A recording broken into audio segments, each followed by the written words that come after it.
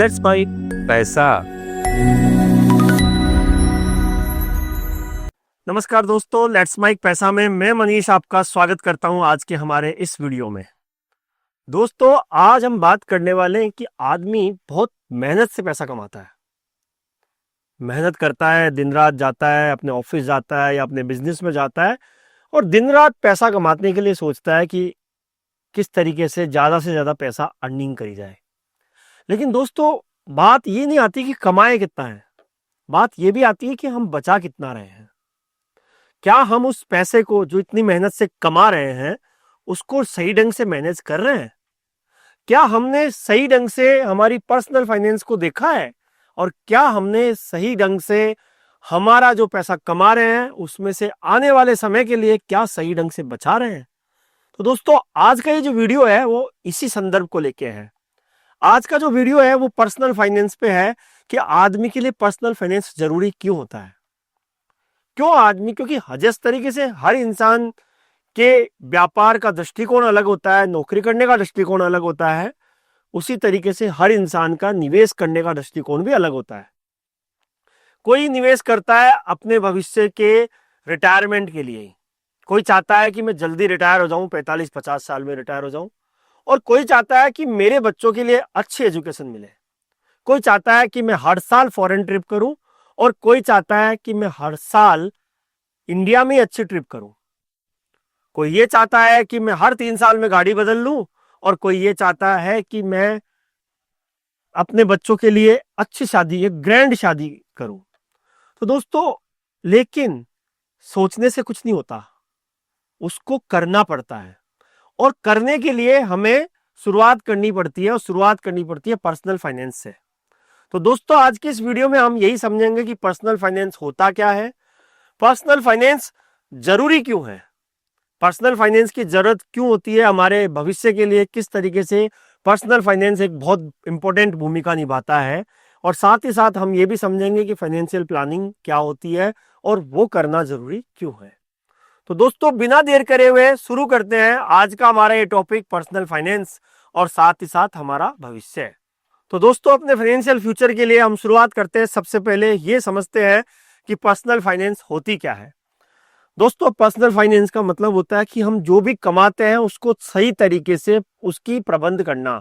प्रबंध का मतलब कि हम जो भी कमा रहे हैं उसमें से हम सही ढंग से सही जगह निवेश करना। निवेश तो सभी करते हैं, लेकिन क्या आप जो निवेश कर रहे हो वो आपके भविष्य की पूर्तियों के लिए पर्याप्त है?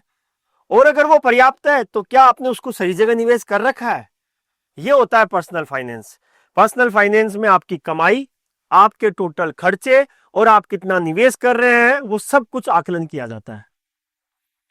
मान लीजिए कि आप कमा रहे हैं 100 रुपए, और 100 रुपए में से आपके कितना पैसा आपके खर्च में जा रहा है, कितना पैसा आपके भविष्य की योजनाओं के लिए जा रहा है। ये पर्सनल फाइनेंस का पार्ट है। पर्सनल फाइनेंस के पार्ट में 4 चीजें मेन होती है। पहली चीज, इनकम। आप जो भी अर्न कर रहे हो, तो आप अर्न कर रहे हो, चाहे आप किराए की कोई इनकम आ रही है, या आप सैलरी से अर्न कर रहे हो, या आप बिजनेस कर रहे हो, या आप कोई साइड में जॉब कर रहे हो, टोटल अर्निंग आप कितनी ले रहे हो, वो पर्सनल फाइनेंस में पहला इंपॉर्टेंट फैक्टर है कि आप कितना कमाते हो। पर्सनल फाइनेंस का दूसरा जो इंपॉर्टेंट फैक्टर है दोस्तों, वो है एक्सपेंसेस, कि आप कितना खर्च कर रहे हो। दोस्तों, एक पुरानी कहावत भी है कि आप कितना कमाया वो फर्क नहीं पड़ता कि आप महीने का 2 लाख रुपए कमा रहे हो, या 4 लाख रुपए कमा रहे हो, या 10,000 रुपए कमा रहे हो। फर्क ये पड़ता है कि आप कितना जमा कर रहे हो, कितना बचा रहे हो। तो पर्सनल फाइनेंस का जो दूसरा फैक्टर है वो इंपॉर्टेंट फैक्टर है एक्सपेंसेस, कि आप कितने खर्चे कर रहे हो, चाहे वो आपके हाउस होल्ड एक्सपेंसेस हो गए, चाहे आपके मकान का किराया हो गया, या मकान की ईएमआई हो गई, चाहे आपके गाड़ी की ईएमआई हो गई, या गाड़ी का होने वाला पेट्रोल का खर्चा हो गया, या फिर बच्चों की फीस हो गई, या फिर आप बाहर कहीं आउटिंग पे जा रहे हो, बाहर घूमने जा रहे हो, वो खर्चे हो गए। ये होते हैं एक्सपेंसेस। तो ये इंपॉर्टेंट फैक्टर होता है पर्सनल फाइनेंस में, कि दूसरा इंपॉर्टेंट फैक्टर कि एक्सपेंसेस जो होते हैं वो आपके कितने हैं। तीसरा जो पर्सनल फाइनेंस का इंपॉर्टेंट फैक्टर है वो है सेविंग्स, कि आप कितना बचा रहे हो। अब दोस्तों, बात आती है कि बचाना ही इंपॉर्टेंट नहीं होता, बचाने के साथ इंपॉर्टेंट होता है उसको सही जगह इन्वेस्टमेंट करना, निवेश करना। तो दोस्तों बचत और निवेश इन दोनों में भी फर्क है। तो पर्सनल फाइनेंस में हमें यह भी सिखाया जाता है कि सिर्फ बचत करने से काम नहीं चलेगा, आपको उस बचत को कन्वर्ट करना पड़ेगा निवेश के अंदर। तो निवेश एक चौथा इंपॉर्टेंट फैक्टर है पर्सनल फाइनेंस के, कि आप अपने पैसे को कितना काम पे लगा रहे हो, वो पैसा आपका और पैसा कैसे कितना जल्दी जनरेट कर रहा है। तो पर्सनल फाइनेंस का जो चौथा इंपॉर्टेंट फैक्टर है वो है इन्वेस्टमेंट, कि आप अपने पैसे को किस तरीके से निवेश कर रहे हो, किस तरीके से इन्वेस्टमेंट कर रहे हो, ताकि आपका वो पैसा और पैसा बना सके आपके लिए। तो ये पर्सनल फाइनेंस के 4 इंपॉर्टेंट फैक्टर है कि आप कितना कमा रहे हो, आप कितना खर्च कर रहे हो, आप कितना बचा रहे हो, और सबसे इंपॉर्टेंट आप कितना इन्वेस्टमेंट में लगा रहे हो, आप कितना इन्वेस्टमेंट कर रहे हो। अब पर्सनल फाइनेंस दोस्तों जरूरी क्यों है? पर्सनल फाइनेंस जरूरी इसलिए है दोस्तों कि अगर हमने पर्सनल फाइनेंस नहीं किया, अपने फाइनेंसेस को नहीं समझा और अपनी इनकम से अपने इन्वेस्टमेंट को नहीं किया, तो आने वाले समय में हमारे को बहुत सारी चीजों में दिक्कतें आ सकती है। तो इसलिए जरूरी है पर्सनल फाइनेंस। पर्सनल फाइनेंस पहले जरूरी है आपको आर्थिक रूप से सुरक्षा देने के लिए। दोस्तों कहते हैं पैसा सब कुछ नहीं होता, लेकिन पैसे के बिना भी कुछ नहीं होता। तो अगर पैसा ही नहीं जोड़ेंगे, पैसे को सही ढंग से मैनेज ही नहीं करेंगे, तो आपको आने वाले समय में इनसिक्योरिटी हो जाएगी, फाइनेंस की और पैसे की इनसिक्योरिटी हो जाएगी। क्यों? क्योंकि आपके पास पैसा बचेगा ही नहीं। आपके पास पैसा नहीं बचेगा तो आप आने वाले समय में फिर कोई लोन लेंगे तो फिर आपको ईएमआई देनी पड़ेगी, तो आप उस जंजाल में फंस जाओगे। तो आपकी आर्थिक सुरक्षा के लिए पर्सनल फाइनेंस बहुत जरूरी है। साथ ही साथ पर्सनल फाइनेंस आपको यह भी सिखाता है कि आप अपने कल को अगर आप नहीं रहते हो, आपके साथ कोई अनावश्यक रूप से कोई दुर्घटना हो जाती है या अनफॉर्चुनेटली आपके साथ मिसहैपनिंग हो जाती है, तो आपके परिवार को उन सब खर्चों के लिए किस तरीके से पैसा मिलेगा। तो पर्सनल फाइनेंस आपको आर्थिक सुरक्षा भी सिखाता है कि आपको अपने समय अनुसार और एक अपने लाइफ वैल्यू के अनुसार एक आपका इंश्योरेंस भी होना चाहिए, मेडिकल इंश्योरेंस भी होना चाहिए। तो पर्सनल फाइनेंस आपकी आर्थिक सुरक्षा के लिए भी बहुत इंपॉर्टेंट भूमिका निभाता है। साथ ही साथ पर्सनल फाइनेंस आपको कि कल को आपकी नौकरी छूट जाती है या आपके घर में कोई मेडिकल इमरजेंसी आ जाती है या आपके कोई अचानक से कोई ऐसा काम आ जाता है जिसमें बहुत बड़े पैसे की जरूरत पड़ने वाली है, तो आपको पर्सनल फाइनेंस वो आर्थिक सुरक्षा भी समझाता है कि आप किस तरीके से करके वो आर्थिक सुरक्षा प्राप्त कर सकते हो। पर्सनल फाइनेंस से दोस्तों आप अपने सपनों को हकीकत में बदल सकते हो। दोस्तों सपने सब देखते हैं, लेकिन सपने के पूरा करने के लिए आपका जो प्रयास आप करते हो वो आपको सिखाता है पर्सनल फाइनेंस। आपका सपना है बाहर जाने का, घूमने का, फॉरेन ट्रिप करने का, आपका सपना है बच्चों के लिए अच्छी एजुकेशन देने का, आपका सपना है बच्चों के लिए एक बहुत बढ़िया शादी करने का, आपका सपना है एक बहुत बढ़िया घर लेने का।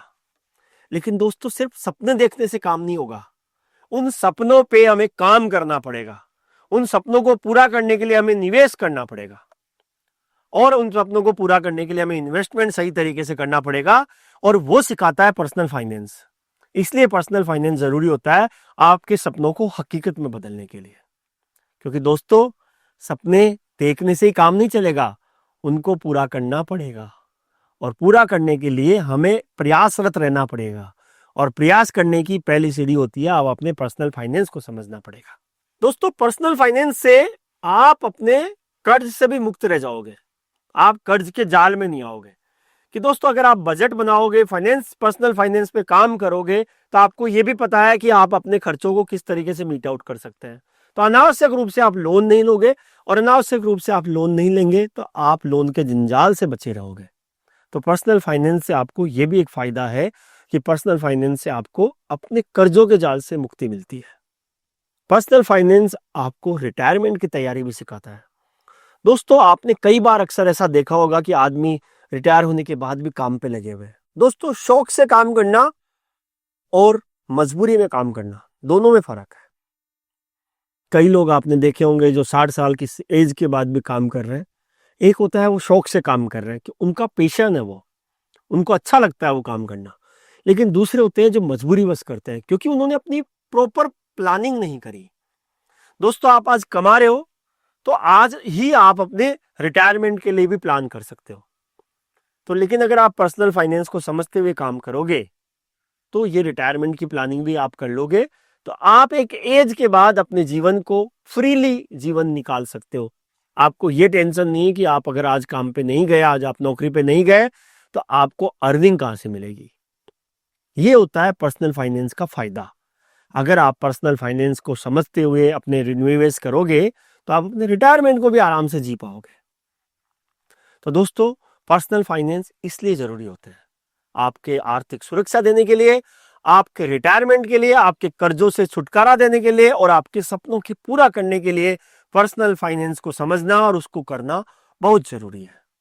तो पर्सनल फाइनेंस आपके आज की जरूरतों के साथ साथ आपके भविष्य के सपनों को पूरा करने में आपकी मदद करता है।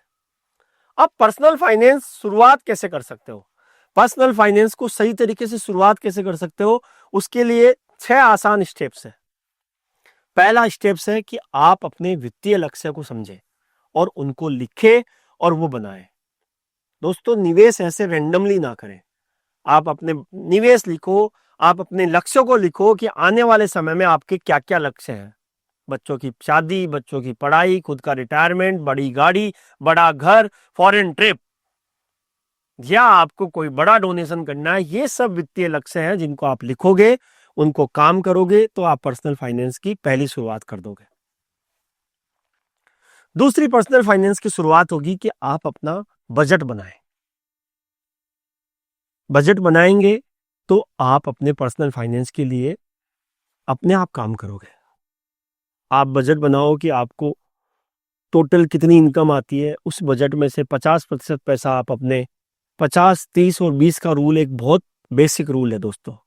50% आपके जरूरतों के लिए, 30% आपकी नीड्स के लिए और 20% आपके भविष्य की योजनाओं के लिए, निवेश के लिए। तो आप अपना बजट बनाइए। बजट बनाएंगे तो पर्सनल फाइनेंस का काम कर पाएंगे। तीसरा है दोस्तों इमरजेंसी फंड बनाने वाला। जैसा कि हमने आपको हमारे कई वीडियो में आपको बताया कि इमरजेंसी फंड बहुत जरूरी है। इमरजेंसी फंड आपका क्या करेगा दोस्तों, आपके कहीं अचानक से आपकी नौकरी छूट गई, कोई मेडिकल का बड़ा खर्चा आ गया, तो आपको वो जो इमरजेंसी फंड आपके वहां काम आएगा। तो आपको अपने निवेश नहीं तुड़वाने पड़ेंगे। इमरजेंसी फंड का ये बड़ा फायदा होता है कि अगर कोई इमरजेंसी आपकी आ गई तो आपको अपने निवेश नहीं तुड़ाने पड़ेंगे। दोस्तों, कई बार अक्सर ऐसा होता है कि अचानक से कोई काम आ गया, घर परिवार में कोई किसी की बड़ी बीमारी आ गई, वहां पे आपको बड़ा खर्चा देना पड़ रहा है, तो आपको अपने निवेश तुड़ाने पड़ते हैं। अपने भविष्य के लिए जो निवेश किया है वो बीच में ही ब्रेक कराना पड़ता है।